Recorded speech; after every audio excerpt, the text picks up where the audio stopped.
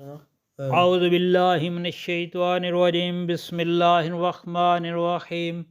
السلام علیکم پیارے بہن بھائیو، گولڈن لائنز میں آپ کو خوش آمدید کہتا ہوں۔ اللہ پاک سے دعا ہے آپ کو عافیت کے سائے میں رکھے اور آپ کو سے تندرستی عطا فرمائے، آمین یا رب العالمین۔ پیارے دوستو، نیند میں گھبرا جانے کی دعا، یعنی جب آپ سو رہے ہوں اور خواب آئے اور گھبرا جائیں تو اس کے لیے آپ کو کون سی دعا پڑھنی چاہیے؟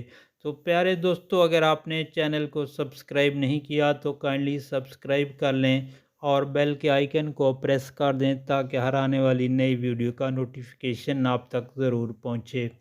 ایک شخص نے نبی کریم صلی اللہ علیہ وآلہ وسلم کی خدمت میں عرض کی اور نیند میں گھبرانے کی شکایت کی تو نبی کریم صلی اللہ علیہ وآلہ وسلم نے ارشاد پاک فرمایا کہ جب تم بستر پر آؤ تو یہ کلمات پڑھ لیا کرو۔ چنانچہ اس نے یہ دعا پڑھنا شروع کر دی اور اس کی یہ شکایت ختم ہو گئی۔ تو آپ نے بھی کوشش کر کے جب نیند میں بندہ گھبرا جائے تو یہ کلمات پڑھنے چاہیے۔ اعوذ باللہ من الشیطان الرجیم، بسم اللہ الرحمن الرحیم۔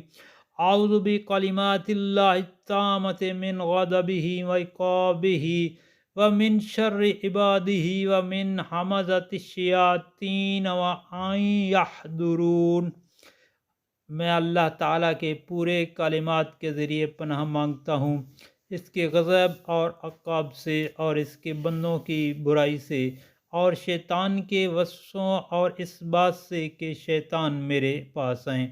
پیارے دوستو، یہ ترمذی شریف کی حدیث شریف ہے اور آپ سے گزارش ہے کہ جب بھی کوئی اس طرح کی پریشانیاں یہ دعا یاد کر لیں تو اس کو اس وقت پڑھنا چاہیے۔